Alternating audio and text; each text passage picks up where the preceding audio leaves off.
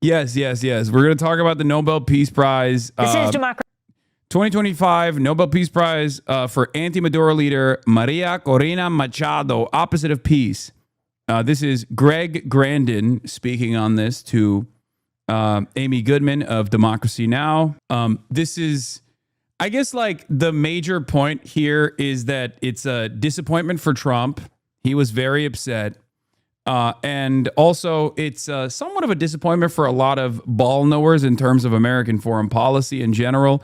But it's really interesting that this person got it. She is, I guess, the new oppositional figure that people are leaning on. And much like the old oppositional figure, Juan Guaido, who actually had less support than she does in Venezuela. But just like with Juan Guaido, she has made commitments to both privatization of the refineries and the natural resources that Venezuela has, some of the largest oil reserves on the planet, and also a commitment to Israel. Now, you might be wondering, as I did at the time, why the fuck was Juan Guaido talking about how committed he is to the nation state of Israel? Well, turns out that's just like one of the things that you have to sign off on if you want to become a part of the potential regime change. Guaido was her choice candidate because she couldn't run. She's worse than Guaido. Yeah, you got to kiss the ring, and you got to also take the American posture of Israel first. It's not even a joke. She wrote, okay, here, let's just get right into it. 2025 Nobel Peace Prize winner Maria Corina Machado once wrote to Israeli war criminal Benjamin Netanyahu and asked him to help overthrow Venezuela's president Nicolas Maduro. In 2025, you get a Nobel Peace Prize for trying to convince foreign genocidal apartheid state to attack your own country and overthrow its leadership so that Washington can privatize the largest natural oil reserves on earth. She has also said, if we win, we will move the Venezuelan embassy to Jerusalem to support Israel. This definitely is probably one of the primary concerns of the Venezuelan population, I assume. When I think of like a horrifically destabilized economy with the open and deliberate purpose of making the Venezuelan economy scream, which then led to an unprecedented amount of refugees that were escaping the chaos and the economic turmoil, which kind of destabilized the region a little bit. All of the neighboring countries received a fuck ton of Venezuelan refugees. So did the United States of America. Trump offered the Venezuelan refugees temporary protected status, only to then revoke it, which was, again, revoke it in the second term, which was, again, a fucking insane thing to do, by the way, which he is doing currently. But now, the initiative is to, I guess, back this person up. To the best of their ability. The timing of this Nobel Peace Prize, New York Times drops a story saying Maduro was willing to sell natural resources to the U.S., but Trump walked away. Now, I don't have a lot of confidence in Maduro's administrative capabilities. I will say it. I'm not the biggest fan of Maduro. I think he's definitely a different figure than Chavez. Having said that, I am a non-interventionist. That's my default position when it comes to the sovereignty of other nations. I think violating it is really fucked up. And we have already, the United States of America has already deliberately intervened in the affairs of Venezuela in perpetuity and have destabilized the region quite a bit by doing so. But I guess America wants to not only do that, but do it Iraq style.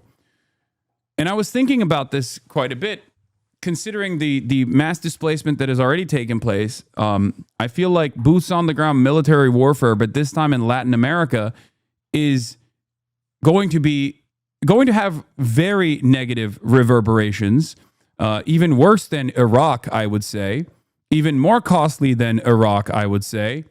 Especially because Iraq was far away, right? Iraq and in Afghanistan and Iraq and the refugee crisis that took place and the Syrian civil war, that actually had a lot of negative impact in both Turkey and all the other surrounding regional nations, but in Europe as well. This would directly impact America in all of the negative ways that they hate. Like, even if we're not going to think about the human toll of direct boots on the ground military warfare, the cost associated with this is incredible. Okay.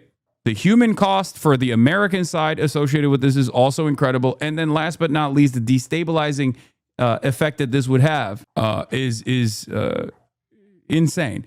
What is your non-intervention line? Obviously not in this situation, but say Israel were to step up their genocide. No, I mean like non-intervention with enemies that we've designated as like foreign adversaries, unless they're just like straight up doing horrific crimes against humanity. But with Israel, we have literally led Israel. I mean, Israel had the ambition, but we just gave them the weapons to do so. So it's a little bit different than like boots on the ground military warfare, right? It's just, we can just tell Israel to fucking, stop, and they will. So in any case, the New York Times claims Maduro offered Trump access to Venezuela's oil and mineral wealth to avoid conflict, but the story relies entirely on anonymous U.S. and Venezuelan sources close to the talks and frames Trump as the one rejecting Maduro's concessions. The timing is telling. It comes amid U.S. military escalation in the Caribbean, Chevron's renewed license, and Maria Corina Machado's Nobel Prize. The narrative portrays Maduro as weak and hypocritical, willing to sell out national resources and undermining his anti-imperialist image among supporters and Global South allies. This looks like a strategic information op to damage Maduro's legitimacy and box him in politically. I don't know how major of a news story that is, or what kind of shockwaves that'll have. And for people saying like Maduro has never been anti-imperialist, no, he is aesthetically postured in the exact same ways that Chavez did as well. And no, he is definitely a formative part of that block. So you're wrong. By definition, if you are a enemy of the American state, you automatically slot yourself into that position. So the idea that he's not like anti-imperialist is silly. He absolutely is. He has to be. It's not, like, does he also want to invade Guyana, for example? Yes. Is that at conflict with? Is that at conflict, or is that at odds with a anti-imperialist position? Sure, but the notion that he's not like anti-imperialist is silly.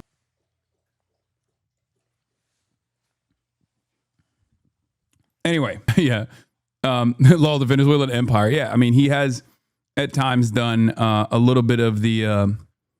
He has tried to do the fucking the Vladimir Putin thing, okay? But once again, as I've said over and over again, like, he is not I don't know who the best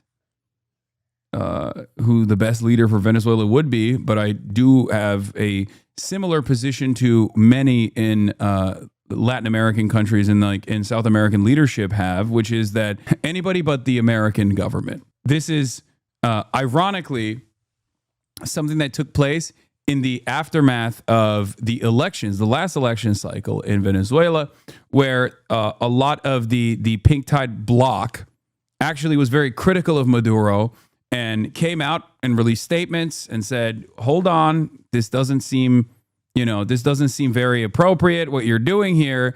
And then America was like, actually, you're right. Yeah, we don't actually abide by these elections. These are fucking sham. And then every single country in the South American bloc said, okay, never mind. Actually, we were wrong. Venezuela, you're good. America's reputation in South America is so bad for obvious reasons, for very good reasons, that I think its intervention will inevitably lead to a legitimization of Maduro regardless. All right, let's continue. Where were we? What were we talking about? Oh, we were talking about the Nobel Peace Prize winner. Maria Corina Machado also dedicated her Nobel Peace Prize to Trump. This recognition of the struggle of all Venezuelans is a boost is a boost to conclude our task to conquer freedom. We are on the threshold of victory, and today, more than ever, we count on President Trump, the people of the United States, the peoples of Latin America, and the democratic nations of the world as our principal allies to achieve freedom and democracy. I dedicate this prize to the suffering people of Venezuela and to President Trump for his decisive support of our cause. Yeah. So, that's it's given me a lot of confidence, I think, in this new design we have. The Nobel Peace Prize awarded Maria Corina Machado after she called for U.S. military intervention in Venezuela, called for sanctions to be imposed on Venezuela, which have killed tens of thousands, expressed support for the Zionist genocide in Gaza, sought backing for mass murder in Netanyahu for military intervention in Venezuela, celebrated the U.S. extrajudicial executions of Venezuelans on boats. I don't know about the last part. That last part actually seems incredible. I don't know if she actually did that. That seems a little bit far-fetched, even by like American crony standards, because I feel like I don't think the Venezuelan population would be on board with it. She's a right winger, but I feel kind of bad for her because of how much she has to suck up to Trump just to keep his attention on Venezuela. It's like when Zelensky had to talk about Charlie fucking Kirk at the United Nations. I think that you are making it seem as though the grand ambition here is like true freedom for the Venezuelan people. I don't agree. I think if someone is an American crony, I suspect that the grand ambition there is to abide by the wishes of empire.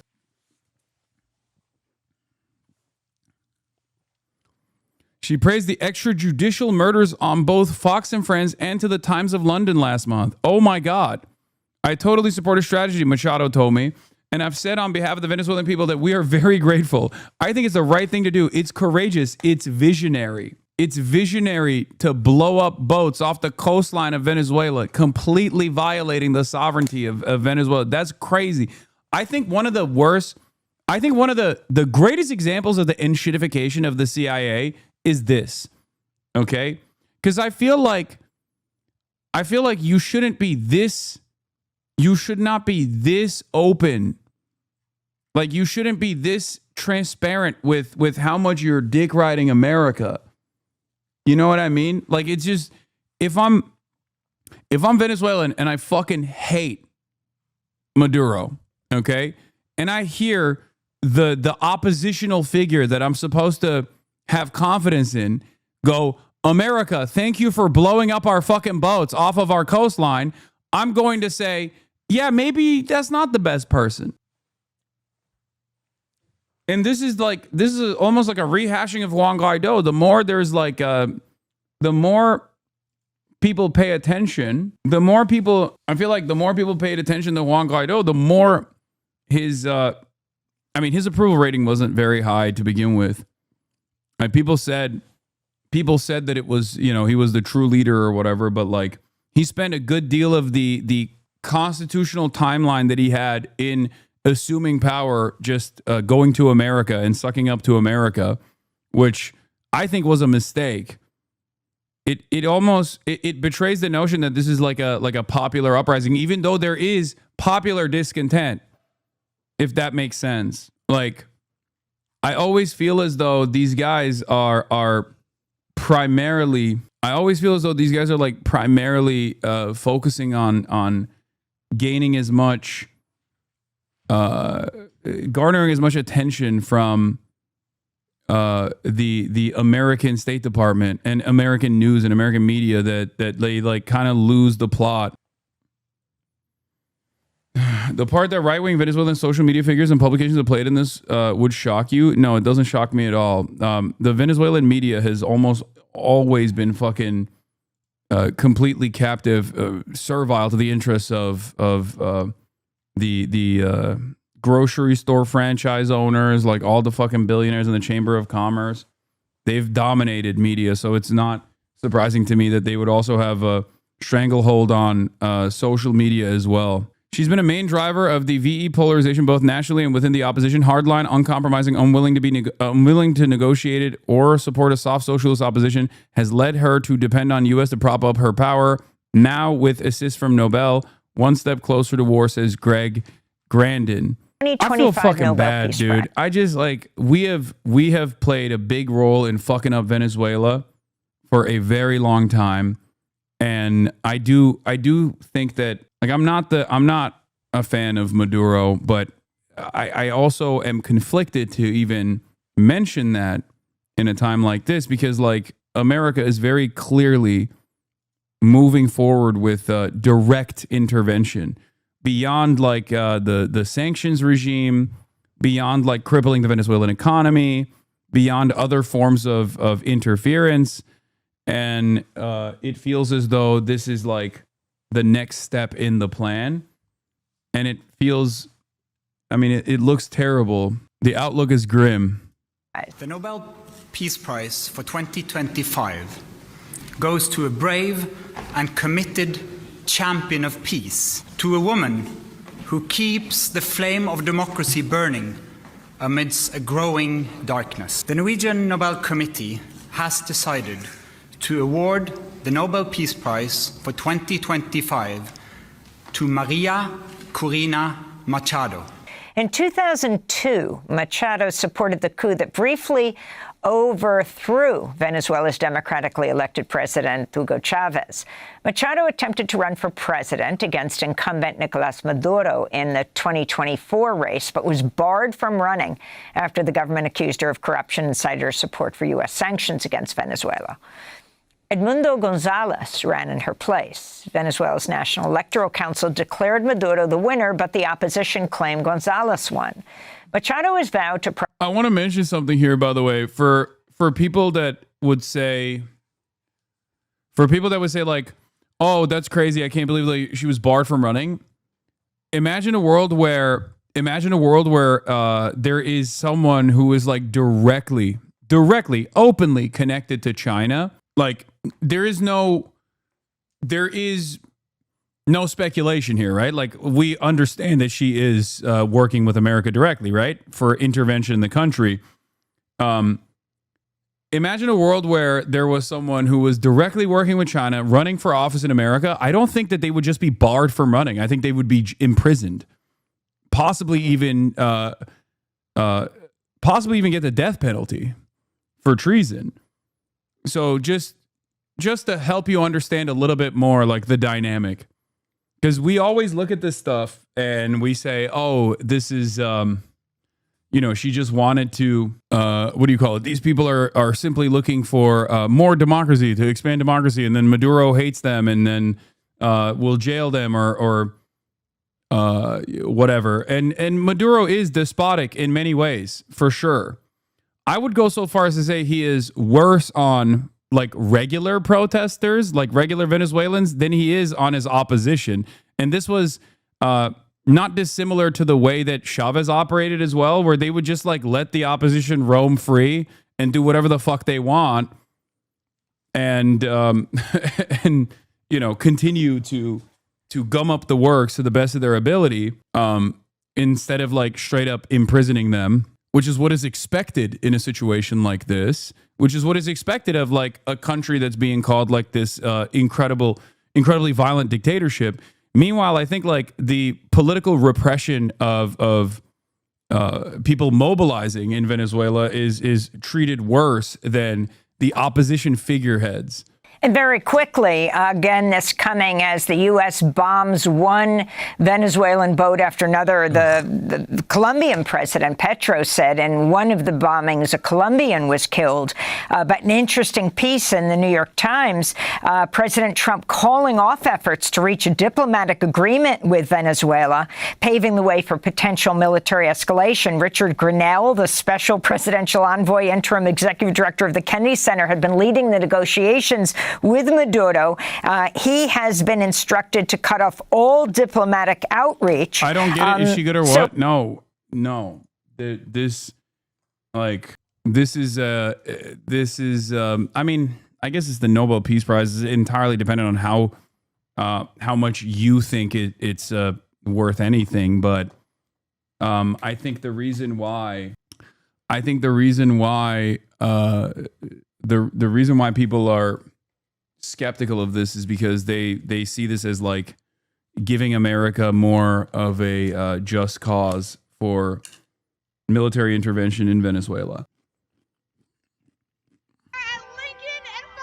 Ryan Grimm has spoken. Yeah, we're going to do this in a little bit. As we wrap up, if you can talk about what is happening right now and the rage President Trump, interestingly, will feel at not getting the Nobel Peace Prize himself, as he has very explicitly demanded. And yeah, it's like funny because as Greg said, this is like the next best thing that they could have done for Marco Rubio. But I don't think Trump gives a shit because he really wanted it. It seems like he wanted it and he wanted it bad. I don't think he cares that this plays a role in like America's strategic interest in dominating Venezuela. And I don't even think Trump wants it for the prestige. I think he wants it just because Obama got one.